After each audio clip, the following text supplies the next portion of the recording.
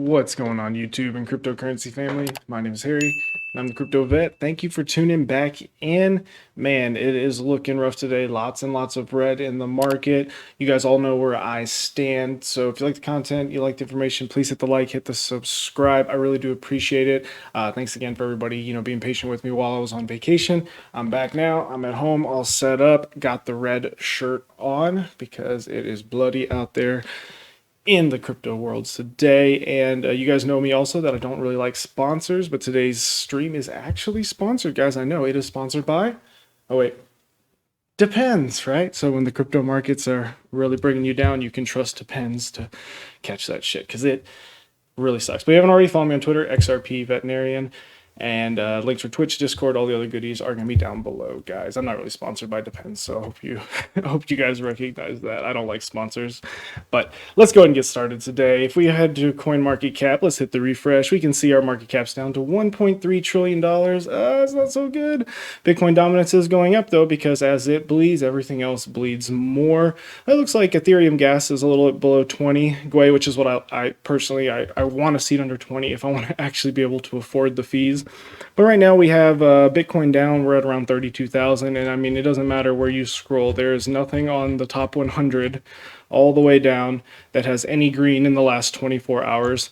If we hit the 24 hour, we're just going to see all the stable coins. And even they're fucking down 0.01%. What is this shit, right?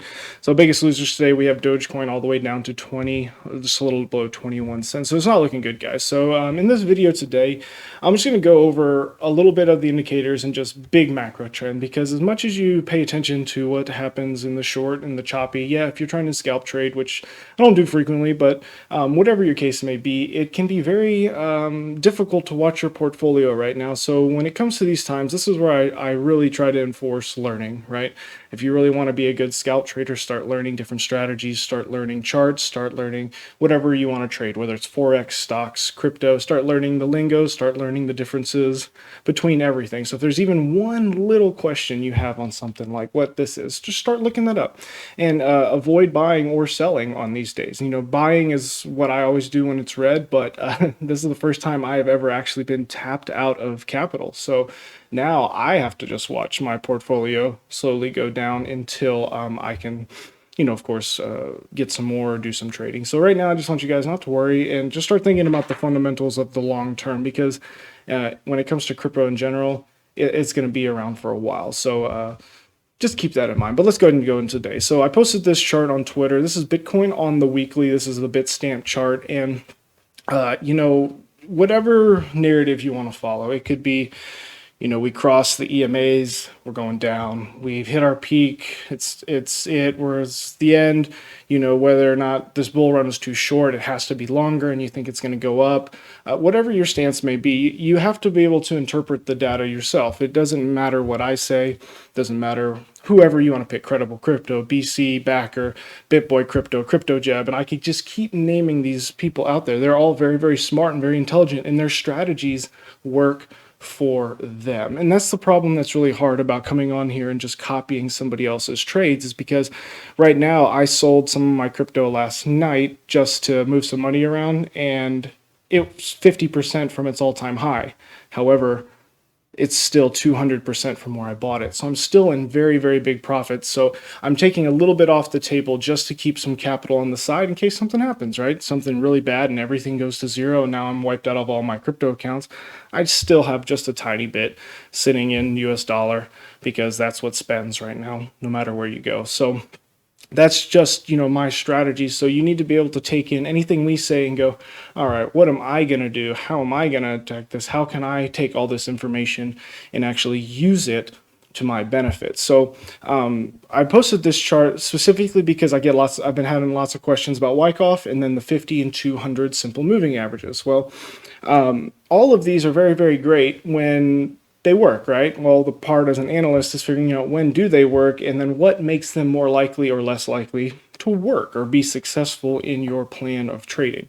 So I had the 200 and the 50 simple moving average here, and we can see that they've crossed and gone death cross, bull cross, death cross, golden cross, anything you want to do, but they always happen in different moments of time depending on where we were at in the market. So like if you picked it right here, this bullish cross right here, we were like, oh man, this is it, right? Well, we still had another one 2 times below before we actually came up. So personally, I'm thinking of these indicators as letting us know that we're either getting close to the bottom or we're already at the bottom, because the cross is just letting us know that people's mindset has gone less buying, more selling, right? So when you think of like the 50 SMA and the 50 EMA, the only difference is the weighted value of the moving average, right? So I like to use exponential moving averages because it weighs the most recent data a little higher than the past data. So like if I was doing a 20-day simple moving average, just taking all the days' prices, averaging them together over 20 days. For the exponential moving average, what we do is we add in a multiplier. So like say it's 20 days, we're going to just make the first half of it more weighted. So it'd be like 2 minus whatever the date times, and in the end you get like a 20 or 10% multiplier added to the front half of your value, showing that's kind of, it basically makes it more of a indicator for the actual short-term time frame. So knowing when to use different indicators and how to apply them against other data you have is really the hardest thing I found when I became an analyst. And I mean, I guess I consider myself an analyst now. I've been doing this for years, very successfully, along with my veterinary career. But it's really hard because so many people can give you a convincing argument. I could argue with you right now that all of this doesn't matter, and you'd probably believe me in the end based off of what I say. But do you believe it, right? You need to understand it. And this is why I recommend during these really red days to go around and fundamentally do the research, because technically it's doing this, right? But what does this matter if in 5 years it's way more in price, right? Whatever your whole consensus model or theory is on crypto. But so I made sure to post this because like I try to build a narrative based off of everything. So the reason I really like this narrative, and I don't know, I could be making this up and it's not going to make nothing later, but it's a very unique thing that I saw. And to anybody else who found this on YouTube, awesome, man, because I just literally found this at like 2 in the morning when I was digging around. But if we take every cycle, and we have 1, 2, 3, 4 so far, right, from 2013, this one, where we're at now, and then whatever will be the next 4 years. And this is purely based off of the halving cycles of Bitcoin, and this is what we got. As of now, Bitcoin and cryptocurrencies are very tied to the stock market, no matter what people say, because if you try to look for correlations, they're there, right? We haven't decoupled. Same with altcoins decoupling from Bitcoin itself. It's going to take a while. Bitcoin is the big daddy. You know, unless Bitcoin literally got wiped out tomorrow because of some green issues with Elon Musk, who knows? But it's going to be here, and it's going to take a long time before each thing has its own. Back in the day, if Microsoft fell, Apple probably fell with it because they were so tightly correlated. There was only 2 big tech giants at the time, right? You know, it's taken 15, 20 years before, you know, oh yeah, Apple can do their own thing and just completely be away from Microsoft. And that might be a bad example, but the whole point is we're not at a point now where everything's going to be able to do its own thing. So we still have to watch the stock market. And because of that, stock market looks rough. So there may be a possibility that we're still going to continue seeing some downsides with cryptos regardless of inflation and all that. But this is the cool thing I found. If we went to May of every year, so this is May of 2013, this is, where's it at? May of 2017, and then right now, May of 2021.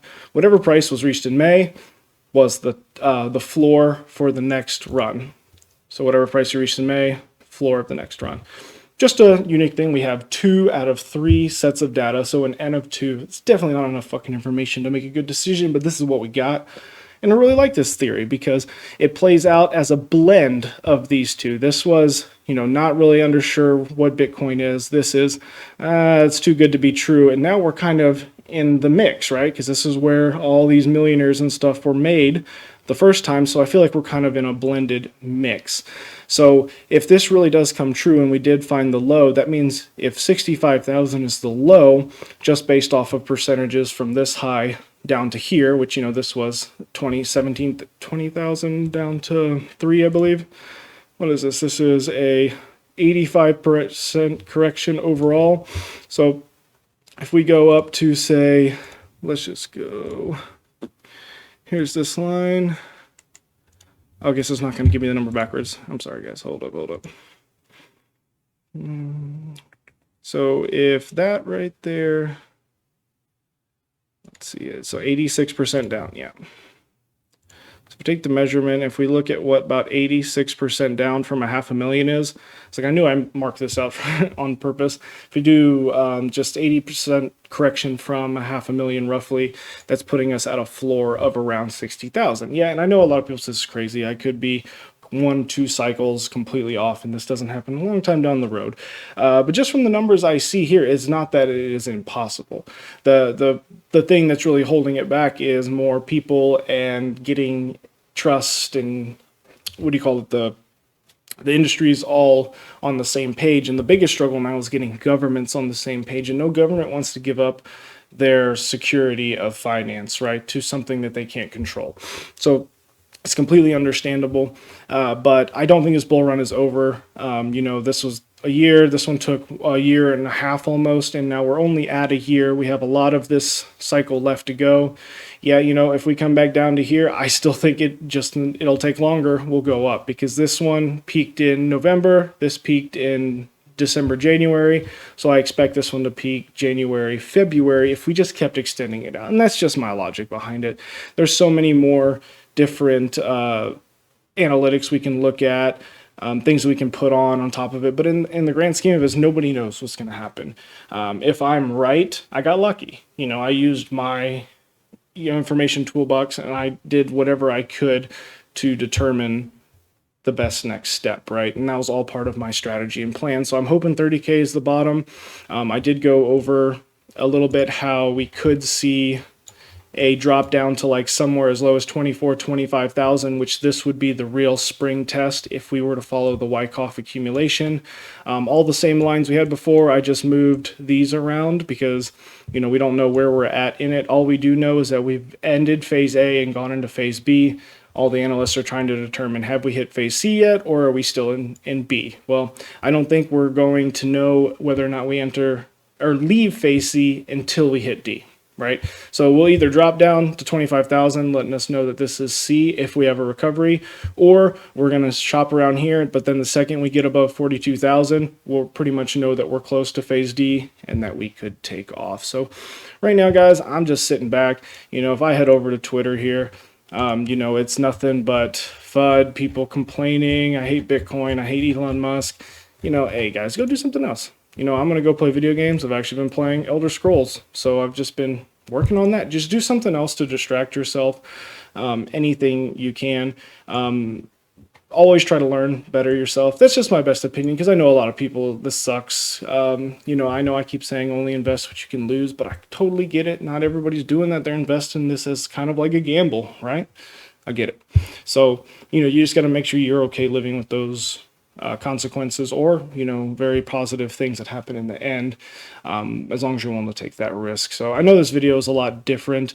I focused on I didn't really move the charts around a lot, more of my dumbass talking, but I do see a lot of these questions and I've been in all of these scenarios previously, so I get it. There's no shame, and please don't be scared to ask me questions when you have them. So like I said, don't think this bull run's over. Everything that I see right now is not telling me that I am right. And I'm okay admitting that, but it's in the short term, it's hard to tell.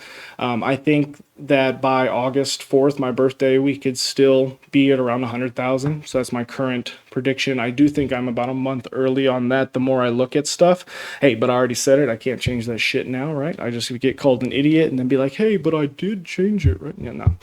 None of us are ever right? We just get close. So that's my guess for now. I'm just going to see what happens from here, guys, and I'll keep you updated. I was thinking about doing a video on the weekends, kind of like a recap of all the news and stuff like that. So if that's something you guys would like, if you even made it this far in the video, let me know in the comments. Let me know if that's stuff you want. Like I said, I don't mind putting out more content. It's just hard with the time it takes to do it.